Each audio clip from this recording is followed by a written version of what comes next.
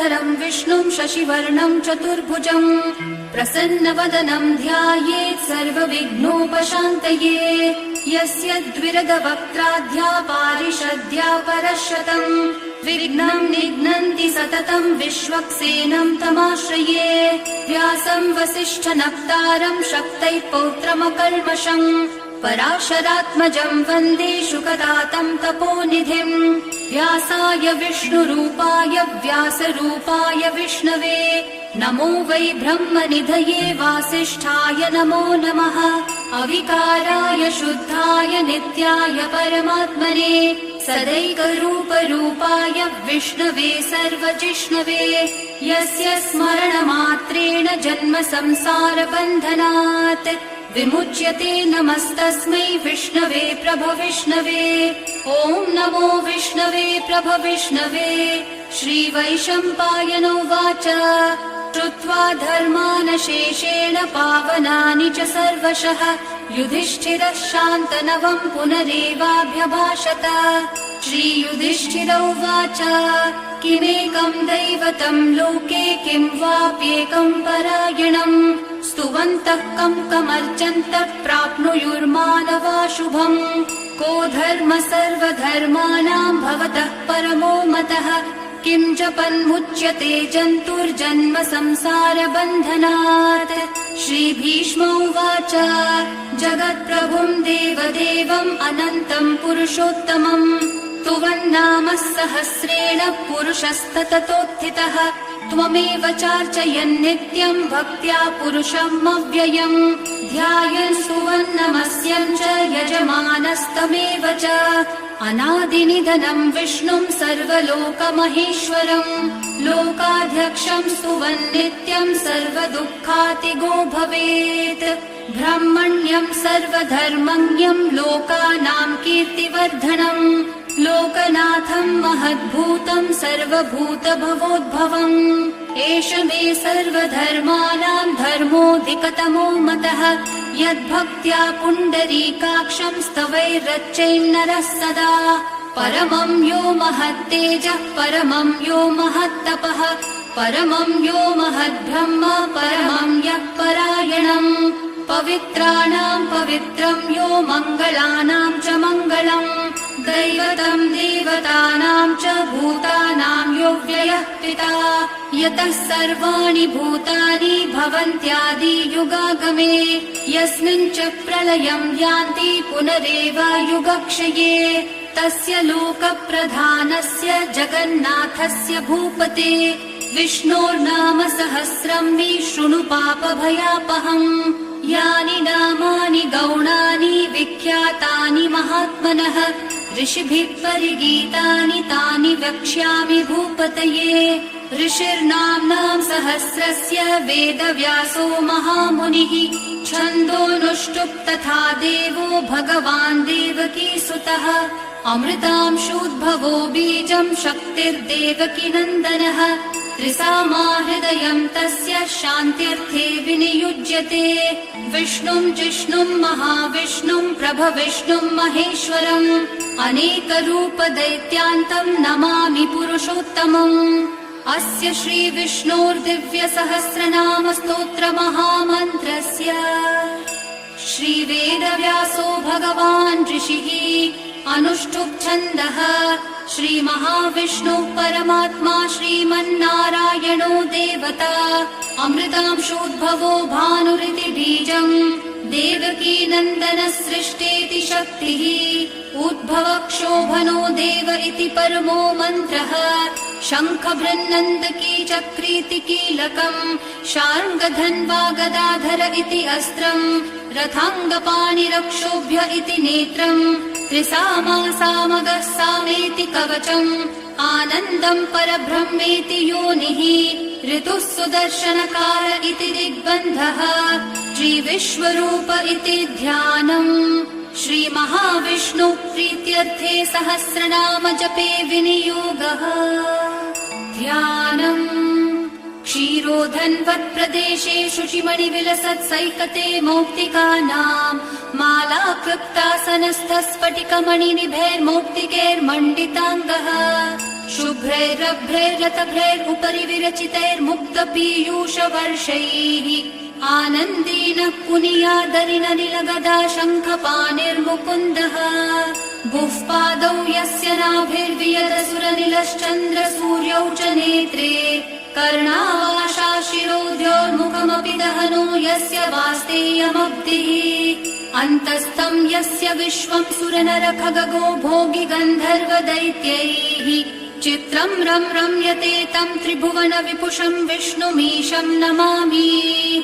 ॐ नमो भगवते वासुदेवाय। शान्ताकारं भुजगशयनं पद्मनाभं सुरेशं विश्वाधारं गगनसदृशं मेघवर्णं शुभाङ्गं लक्ष्मीकान्तं कमलनयनं योगिहृद्ध्यानगम्यं वन्दे विष्णुं भवभयहरं सर्वलोकैकनाथं मेघश्यामं पीतकौशेयवासं श्रीवत्साङ्कं कौस्तुभोद्भासिताङ्गं पुण्योपेतं पुण्डरीकायताक्षं विष्णुं वन्दे सर्वलोकैकनाथम्। नमः समस्तभूतानामादिभूताय भूभृते अनैकरूपरूपाय विष्णवे प्रभविष्णवे सशङ्खचक्रं सकिरीटकुण्डलं सपीतवस्त्रं सरसीरुहेक्षणं सहारवक्षस्थलशोभिकौस्तुभं नमामि विष्णुं शिरसा चतुर्भुजम् छायायां पारिजातस्य हेमसिंहासनोपरि आसीनमम्बुदश्याममायताक्षम् अलङ्कृतम् चन्द्राननं चतुर्बाहुं श्रीवत्साङ्कितवक्षसं रुक्मिणी सत्यभामाभ्यां सहितं कृष्णमाश्रये। ॐ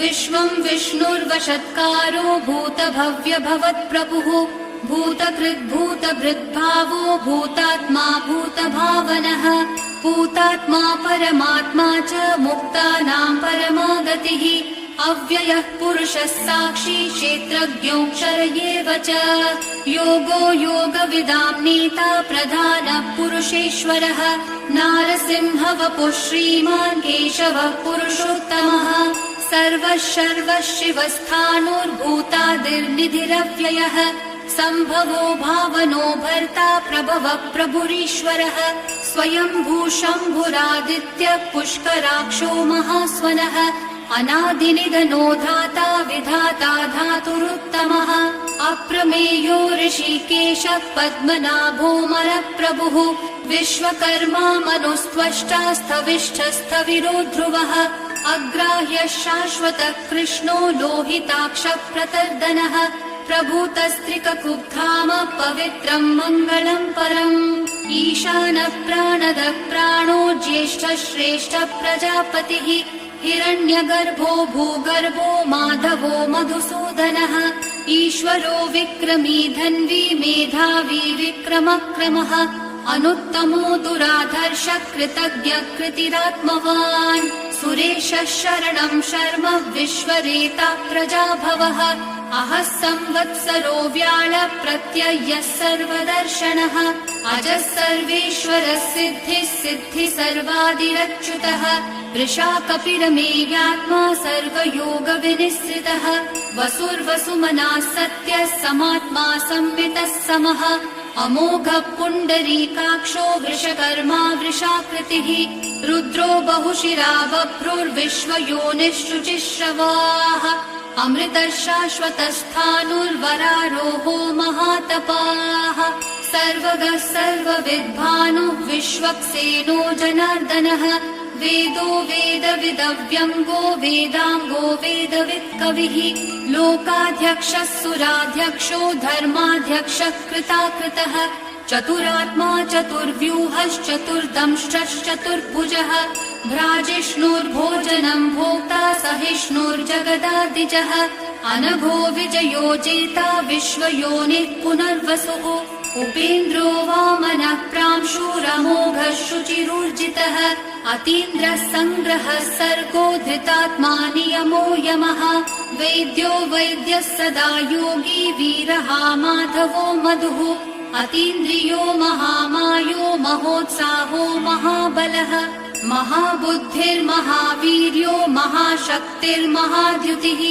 अनिर्देश्य वपुः श्रीमान् अमेयात्मा महाधृतिक् महेश्वासो महीभर्ता श्रीनिवासः सतां गतिः अनिरुद्धः सुरानन्दो गोविन्दो गोविदाम्पतिः मरीचिर्दमनोहंसः सुपर्णो भुजगोत्तमः हिरण्यनाभः सुतपा पद्मनाभः प्रजापतिः अमृत्युः सर्वदृक्सिंहः सन्धाता सन्धिमान् स्थिरः अजो दुर्मशनः शास्ता विश्रुतात्मा सुरारिहा गुरुर्गुरुतमो धामः सत्यः सत्यपराक्रमः निमिषो निमिषस्रग्वी वाचस्पतिरुदारधीः अग्रणीर्ग्रामणी श्रीमान् न्यायो नेता समीरणः सहस्रमूर्धा विश्वात्मा सहस्राक्षः सहस्रपात् आवर्तनो निवृत्तात्मा संवृतः सम्प्रमर्दनः अहः संवर्तको वह्निरनिलो धरणीधरः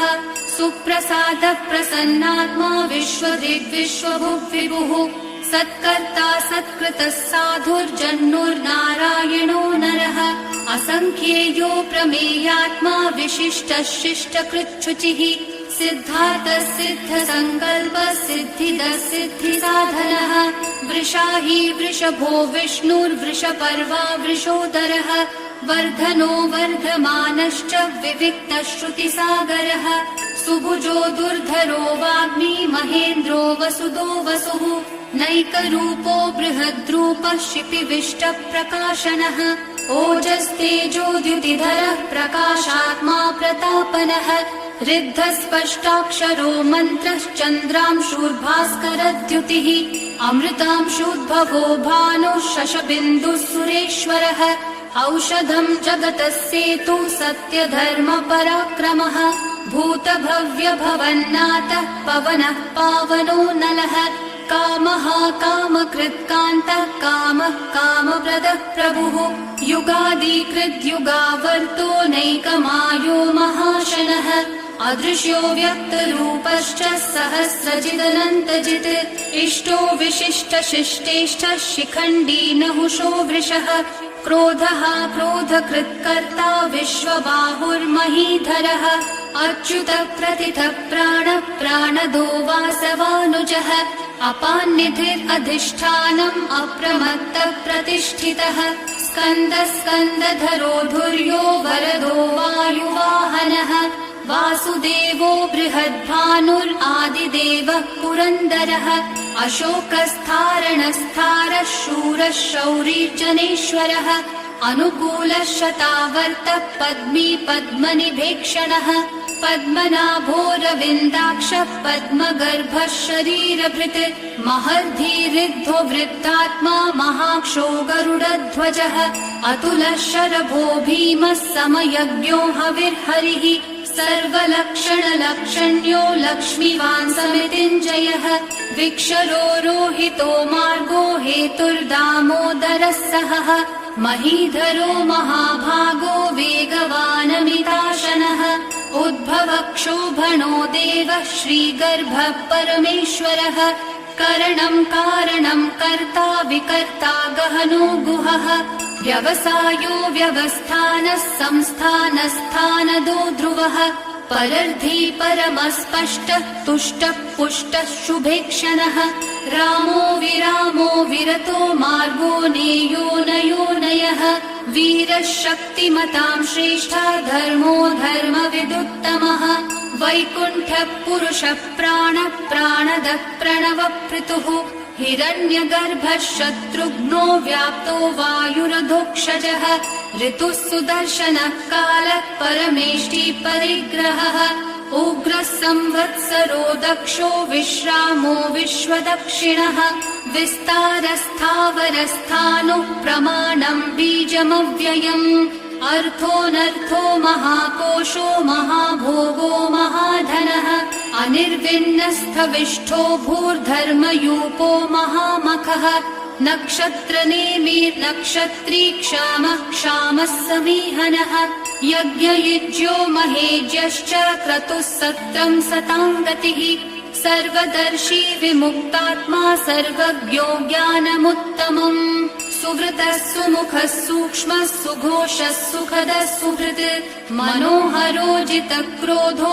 वीरबाहुर्विदारणः स्वापनः स्ववशो व्यापी नैकात्मा नैककर्मकृत् वत्सलो वत्सलो वत्सी रत्नगर्भो धनेश्वरः धर्मगुप्धर्मकृद्धर्मी सदसक्षरमक्षरम् अविज्ञाता सहस्रांशुर्विधाता कृतलक्षणः गभस्थिनेमि सत्त्वस्थः सिंहो भूतमहेश्वरः आदिदेवो महादेवो देवेशो देवभृत्कुरुः उत्तरो गोपतिर्गोप्ता ज्ञानगम्यः पुरातनः शरीरभूतभृद्भोक्ता कपीन्द्रो भूरि दक्षिणः सोमपो मृतपः सोमः पुरुजित्पुरुषोत्तमः विनयोजयः सत्यसन्धो दाशारः सात्वतां पतिः जीवो विनयिता साक्षी मुकुन्दोमितविक्रमः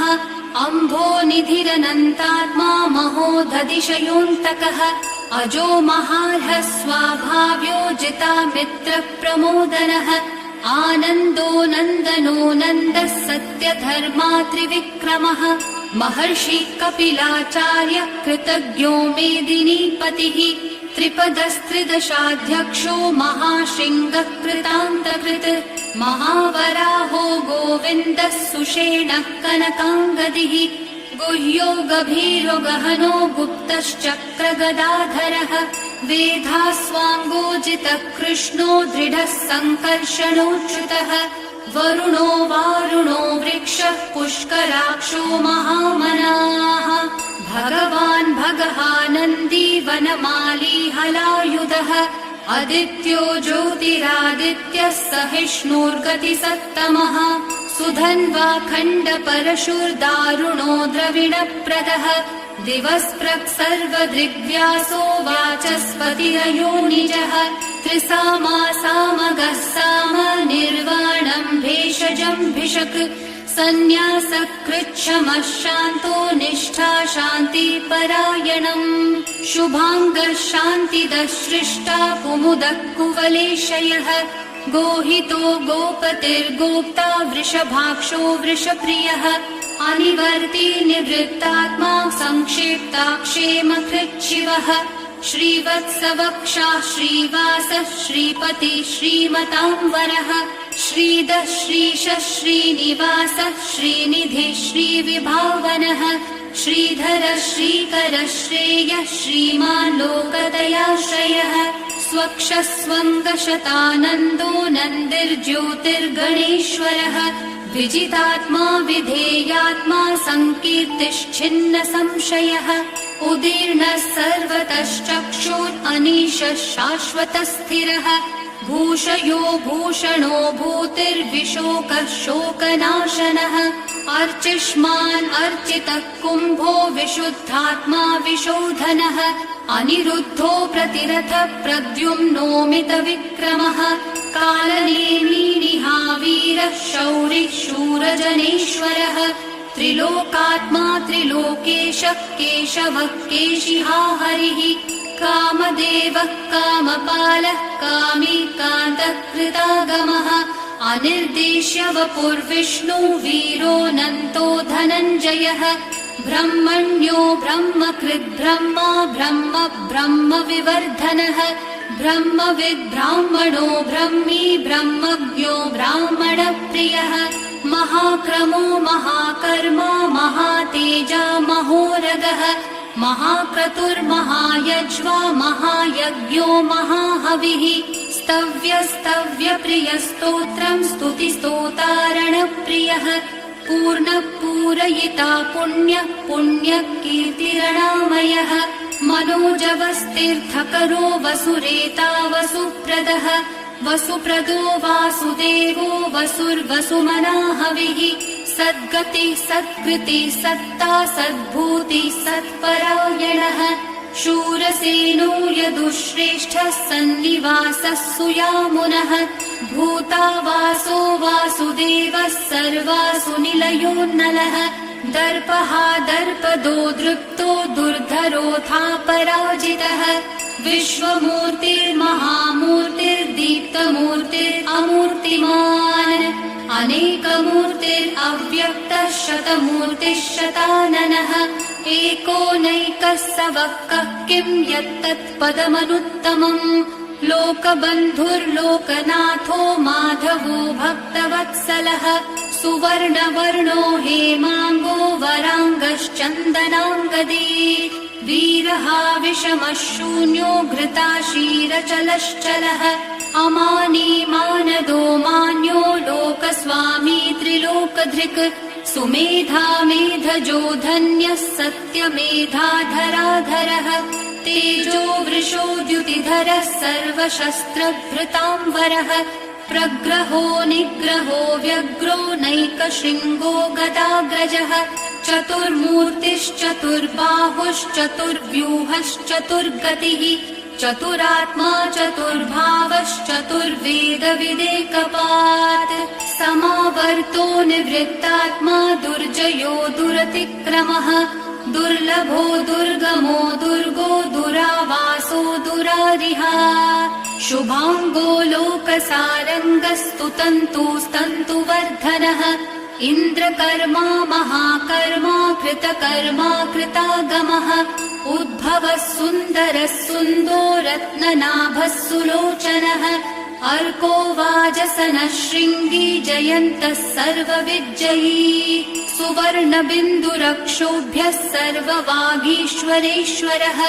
महाहृदो महागर्तो महाभूतो महानिधिः कुमुदः कुन्दरः कुन्दः पर्जन्यः पावनो निलः अमृताशोऽमृतवपुः सर्वज्ञः सर्वतोमुखः सुलभः सुव्रतः सिद्धः शत्रुजिच्छत्रुतापनः न्यग्रोधोदम्बरोऽश्वत्थः चाणुरान्ध्रनिषूदनः सहस्रार्चिः सप्तजिह्वा सप्तैधा सप्तवाहनः अमूर्तिरनघोचिन्त्यो भयकृद्भयनाशनः अनुर्बृहत्कृशस्थूलो गुणभृन्निर्गुणो महान् अधृतस्वधृतस्वास्य प्राग्वंशो वंशवर्धनः भारभृत्कथितो योगी योगीशः सर्वकामदः आश्रमः श्रमणः श्यामः सुपर्णो वायुवाहनः धनुर्धरो धनुर्वेदो दण्डो दमयिता दमः अपराजितः सर्वसहो नियन्ता नियमो यमः सत्त्ववान् सात्विकः सत्यः सत्यधर्मपरायणः अभिप्रायप्रियार्होर्हः प्रियकृत्प्रीतिवर्धनः विहाय सगतिर्ज्योतिः सुरुचिर्हुतभुग्विभुः रविर्विरोचनः सूर्यः सविता रविलोचनः अनन्तो हुतभुग्भोक्ता सुखदो नैकजोग्रजः अनिर्विण्णः सदामर्षि लोकाधिष्ठानमद्भुतः सनातनतमः कपिलः कपिरव्ययः स्वस्तिदः स्वस्तिकृत् स्वस्ति स्वस्ति भुक् स्वस्ति दक्षिणः अरौद्रः कुण्डली चक्री विक्रम्यूर्जितशासनः शब्दातिगः शब्दसः शिशिरः शर्वरीकरः अक्रूरः पेशलो दक्षो दक्षिणः शमिनाम्बरः विद्वत्तमो वीतभयः पुण्यश्रवणकीर्तनः उत्तारणो दुष्कृतिः पुण्यो दुःस्वप्ननाशनः वीरः रक्षणः सन्तो जीवनः पर्यवस्थितः अनन्तरूपोऽनन्तः श्रीर्जितमन्युर्भयापहः चतुरक्षो गभीरात्मा विदिशो व्यादिशो दिशः अनादिर्भूर्भुवो लक्ष्मी सुवीरो रुचिराङ्गदः जननो जनजन्मादि भीमो भीमपराक्रमः आधारनिलयो धाता पुष्पहासः प्रजागरः ऊर्ध्वगः सत्पथाचारः प्राणदः प्रणवप्पणः प्रमाणम् प्राणनिलय प्राणभृत् प्राणजीवनः तत्त्वम् तत्त्वविदेकात्मा जन्म मृत्युजरातिगः भूर्भुवः स्वस्तरुस्तारः सविता प्रपितामहः यज्ञो यज्ञपतिर्यज्वा यज्ञाङ्गो यज्ञवाहनः यज्ञभृद्यज्ञकृद्यज्ञी यज्ञभृग्यज्ञसाधनः यज्ञात् कृद्यज्ञगुह्यामन्नमन्नादयेव च आत्मयोनिः स्वयं जातो वैखानः सामगायनः देवकी नन्दनः स्रष्टा क्षितीशः पापनाशनः शङ्खभृन्नन्दकी चक्री शान्तधन्वा गदाधरः रथाङ्गपाणिरक्षोभ्यः सर्वप्रहरणायुधः सर्वप्रहरणायुध ॐ नमः इति वनमाली गदीशाङ्गी शङ्खी चक्री च नन्दकी श्रीमान्नारायणोर्विष्णुर्वासुदेवोऽभिरक्षतु वनमाली गदीशाङ्गी शङ्खी चक्री च नन्दकी श्रीमान्नारायणोर्विष्णुर्वासुदेवोऽभिरक्षतु वनमाली गदीशाङ्गी शङ्खी चक्री च नन्दकी श्रीमान्नारायणोर्विष्णुर्वासुदेवोऽभिरक्षतु इतीदं कीर्तनीयस्य केशवस्य महात्मनः नाम्नां सहस्रं दिव्यानामशेषेण प्रकीर्तितम् य इदं शृणुयान्नित्यं यश्चापि परिकीर्तयेत् नाशुभं प्राप्नुयात् किञ्चित् सोमुद्रेह च मानवः वेदान्तगो ब्राह्मणः स्यात् क्षत्रियो विजयी भवेत् वैश्यो धनः समृद्धः स्यात् क्षत्रः सुखमवाप्नुयात् धर्मार्थी प्राप्नुयात् धर्मम् अर्थार्थी चार्थमाप्नुयात् कामानवाप्नुयात् कामी प्रजार्थी चाप्नुयात् प्रजाम् भक्तिमान्यः सदोत्थाय शुचिस्तद्गतमानसः सहस्रं वासुदेवस्य नाम्नामेतत् प्रकीर्तयेत् यशः प्राप्नोति विपुलं याति प्राधान्यमेव च अचलां श्रियमाप्नोति श्रेयः प्राप्नोत्यनुत्तमम् न भयं क्वचिदाप्नोति वीर्यं तेजश्च विन्दति भवत्यरोगो द्युतिमान् बलरूपगुणान्वितः रोगार्तो मुच्यते रोगात् बद्धो मुच्येत बन्धनात् भयान्मुच्येत भीतस्तु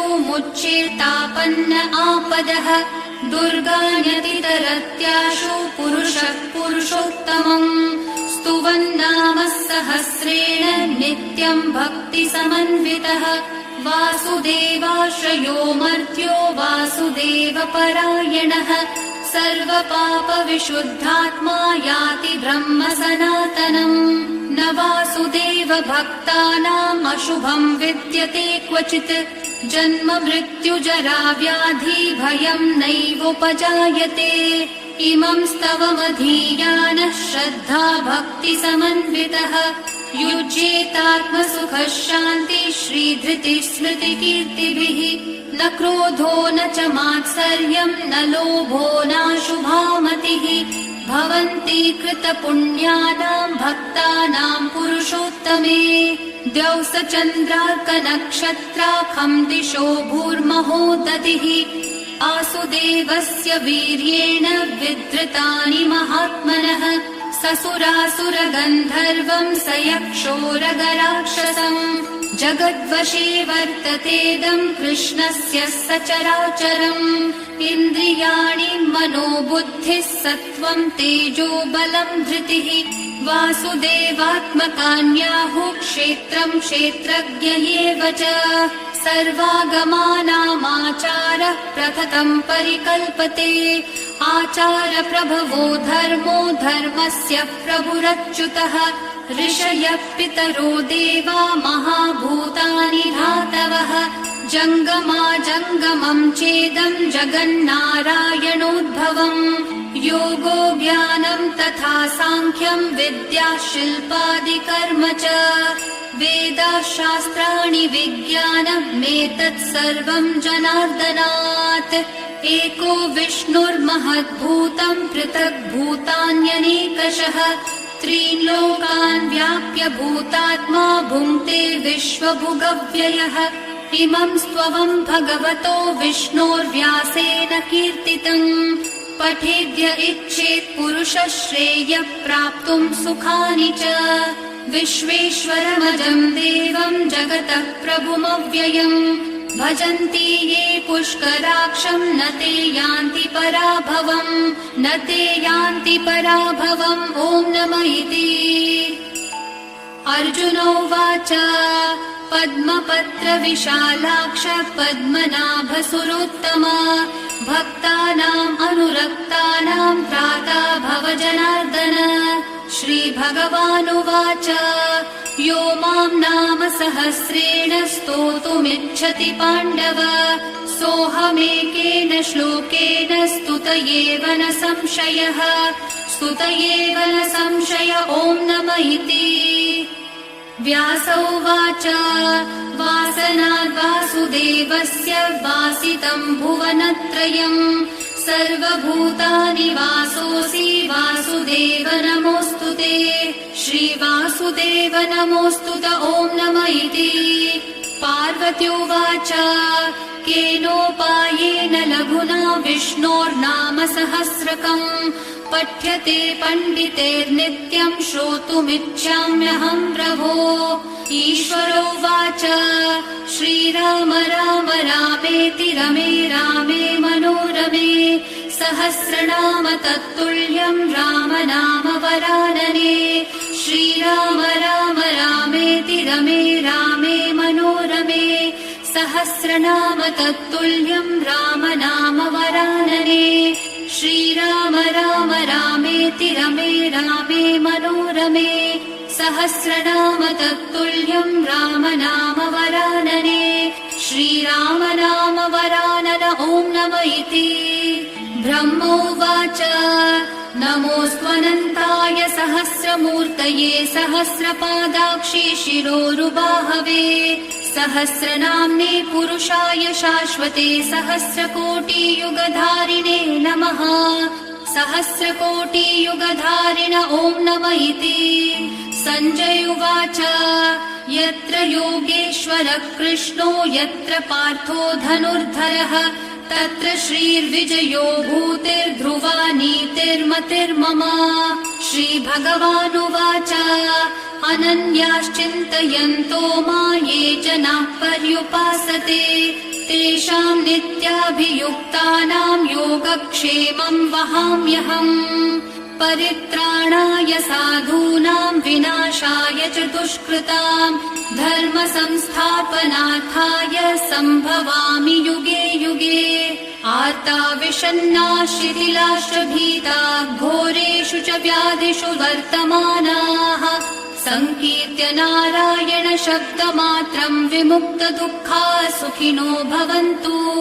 कायेन वाचा मनसेन्द्रियैर्वा बुद्ध्यात्मना वा प्रकृते स्वभावात् करोमि यद्यत् सकलं परस्मै नारायणायेति समर्पयामि। श्रीविष्णु सहस्रनाम स्तोत्रं सम्पूर्णम्।